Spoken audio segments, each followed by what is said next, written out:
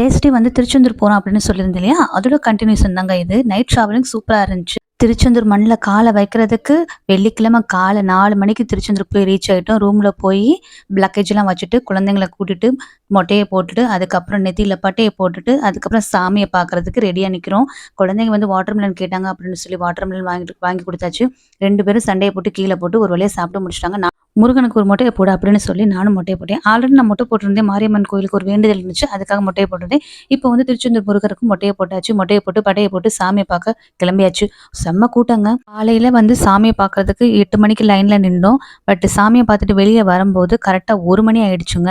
5 மணி நேரம் வெயிட் பண்ணி சாமிய பார்த்தாலும் நல்லபடியா சாமிய பார்க்க முடிஞ்சுச்சு. அதுக்கப்புறம் நாங்க திருச்செந்தூர்லேருந்து மதுரைக்கு ரிட்டர்ன் வந்து எப்போ கிளம்புனோம் அப்படின்னு பார்த்தீங்கன்னா, ஈவினிங் வந்து 6:00 கிளம்புனோம்.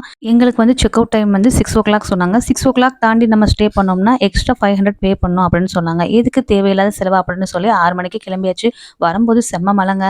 அப்படியே வெளியில ஒரு ஹோட்டல் முத்து ஹோட்டல்னு இருந்துச்சு. அந்த ஹோட்டல்ல போய் சாப்பிட்டுட்டு வீட்டுக்கு ரீச் ஆகும்போது மணி 4:30 மணி. இன்னைக்கு காலைல 4:30 மணிக்கு தான் வந்தோம். வந்த உடனே வாச தொளிச்சுட்டு மறுபடியும் தூங்க கிளம்பியாச்சுங்க. 2 நாள் நைட் டிராவல் பண்ணதுல தூக்கமே இல்ல. அதனால கொஞ்சம் ரெஸ்ட் எடுத்துக்கிட்டாச்சு.